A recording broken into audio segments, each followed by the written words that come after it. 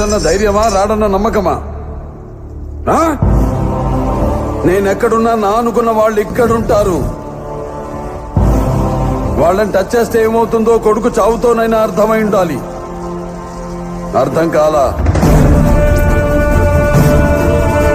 ఒకడు మంచి కోరి మా వైపు అడుగేస్తే 10 అడుగులు ముందుకేస్తాం.